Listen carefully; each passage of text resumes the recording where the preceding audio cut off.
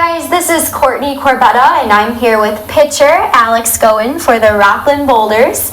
Alex, how are you doing today? Good. How are you? Good. I'm doing great. First, to start off, now you're new to the team this year, to Rockland. How has your experience been so far? I've been fortunate enough to be surrounded by a good group of guys.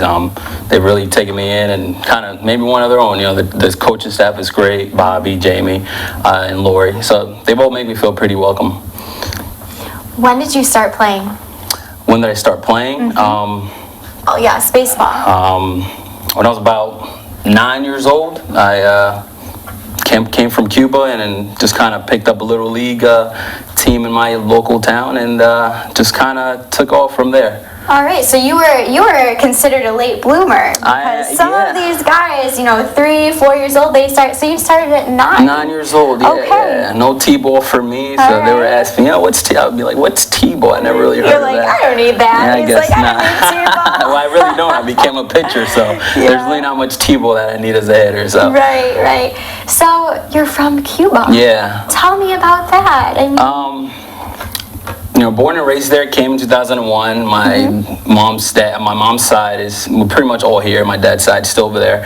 So we still go and visit every so often, and it's good. I mean, just kind of, when it gets too cold up here, just kind of head down south a little to the tropics and enjoy a little bit of the sun. But it's good. I mean, it works that I'm bilingual, so it works to my advantage a little bit. So. All right. Yeah. Cool. Yeah. So when you came here from Cuba, where did you move? Where did you start I went off? straight to New Jersey. That's pretty much where my Okay. mom's family is all based out of. So just kind of been there ever since. About 45 minutes up south. Yeah. Okay, so where did you play before here? I went to the University of Hartford in Connecticut. And then last year I've just kind of been looking at having a couple works out with different teams, and I ended up having a tryout here about a month ago, and I guess they liked what they saw and they offered me a spot on the team, so it worked out. Yeah, well, it's been pretty fast for you then, pretty quick. Things have been moving at a pretty good pace, I would say, but it's all for the better. I'm excited. I'm very excited. I'm excited for you. Thank you. What is your major? You went to school. Yes. What did you major in? I majored in economics and finance. I actually started as pre-med biology. I kind of was raised by two doctors, and my dad's a doctor, my mom's a nurse. So kind of grew up saying, when people would ask me, hey, what do you want to be when you grow up? I want to be a doctor like my dad, nurse. But I found out real quick that it wasn't for me. So I just kind of changed paths after my first year, and I'm glad it worked out. So just say, I know a lot of baseball players or even athletes, they aspire to someday play in the major leagues. Just say that doesn't work out. What do you see yourself doing? Baseball is just, I guess it's safe to say that, we all have such a big love for baseball. And then I would absolutely like to prolong my relationship with baseball, whether it be on a field, giving lessons, owning a big facility. But if not, I think I'd prefer to, go work at some type of business. I interned at an insurance company my last year in college, and I actually enjoyed it. So if all else fails with baseball, it's good to have a plan B, and I think that'd be it. That'd be my plan B. Where I did underwriting and actuarial work at an insurance company. Wow, that's very impressive. Thank you. Yeah. So who has inspired you the most when it comes to playing? Starting at 9 years old, it's a little later. So who did you look up to? Who did I look up to? Well, I would say two people. The one that really instilled the love for baseball in me was my grandpa. I still remember when I was a little kid, just kind of playing catch in the backyard back in Cuba. And then when I was 5, he moved here, and then 6 years later, we kind of followed him here. But he's pretty much the baseball role model. If we're not talking about baseball, 24/7, then there's something wrong. That's all we talk about. We've always grew up watching the Yankee game together. But then the other person would be my dad. I would combine my mom and my dad, just the good role models, and always been a good example for me.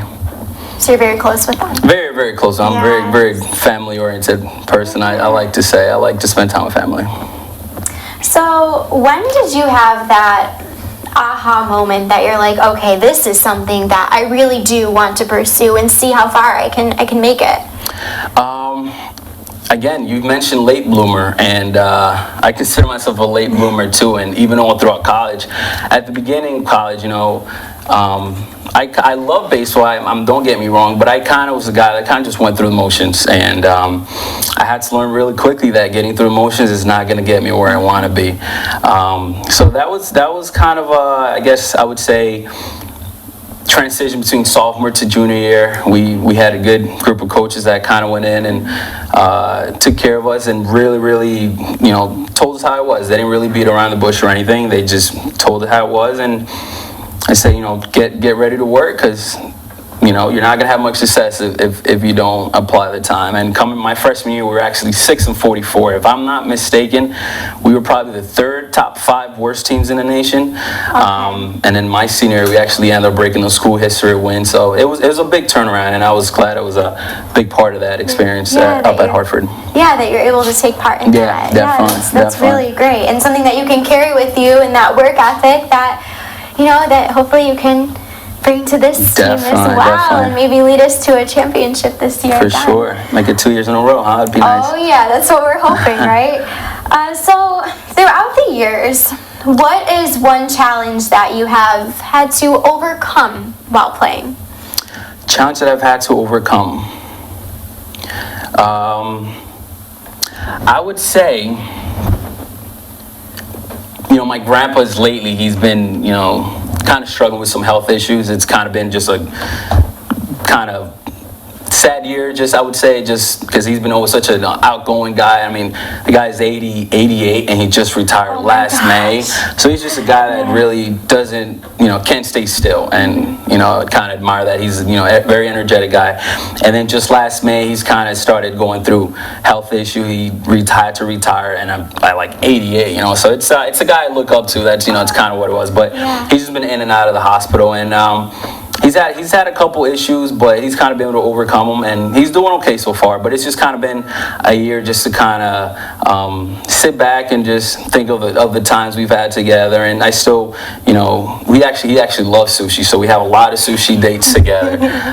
So that's kind of what we do. But yeah, it's just been a rough year. Hopefully, things turn out okay with him. But it's just been a little bit of a upsetting year when it comes to his health and that aspect. But it's been okay so far. So, Alex, I hear that you are the team barber.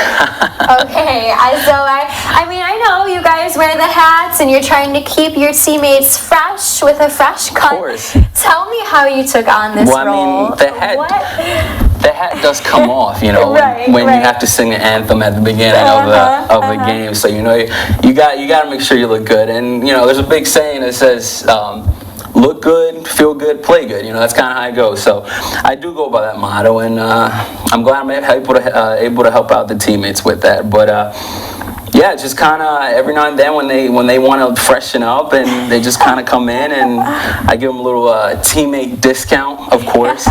But yeah, it's fun. It's fun. It's fun to cut little hair. It's kind of like art a little bit, just kind of taken away. Just kind of that's kind of how it works. So you do the designs? I do little designs. Actually, we got a couple of the Hispanic guys on the team that have really brought on the little lines on the sides. The hard part with the line across the hair. So. That's kind of new to me. I usually just kind of stuck to regular fades and the edging around the edges or whatever. But they really seem to like the lines. Yeah. I don't know if I'd be able to get lines in me. I think my mom would kill me, but or my girlfriend for that fact. But yeah, they like it. So whatever they want, I'll give it to them. Whatever it is. Next time on the field, they're going to take off the hat. I'm going to see a bee. I'm going to have a little very small over here. I wouldn't be surprised. They're getting, it's just getting contagious. A lot of the guys are asking for it. So you never know what you're going to see when they take off the hat. So whenever they start singing the national anthem, just start looking at their heads. Make sure to take a peek, because that is Alex's work, okay?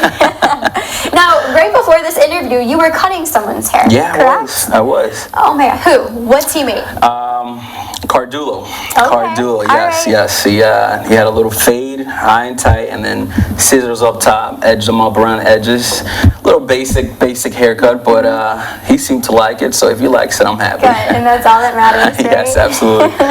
So, Alex, here's a pretty unique question.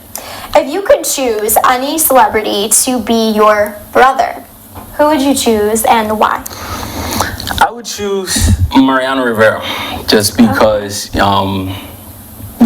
talking baseball-wise, he's not just baseball, outside of baseball, I think he's a real good role model. I read his book, and I'm not a big reader, I would say, but his book I probably read in like 3 days. It was, wow. I kind of learned a lot about his life and just kind of where he came from, and it's, we kind of have pretty similar backgrounds for moving, trying something different culturally. I mean, he started off in Panama, he started off in Cuba, and then he moved here, and just kind of things like that. But just, on the mound, I like his poise and kind of how he handles himself, and then off the field, he's also a good role model. So that's kind of someone I strive to want to be like.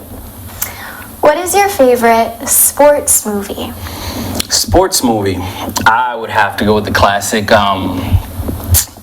What's the name of that movie with The Sandlot? Sandlot. Okay, that is a classic. I mean, you can't go wrong with that one. They came out with a second Sandlot. Did they really? Yeah, but you can't beat the original. As good as the first, right? They knocked it out of the park with the first one. The second one, they really set the roof really high for them. So, but no, that's definitely my favorite sports movie. And Alex, one last question. Where do you see yourself in 10 years?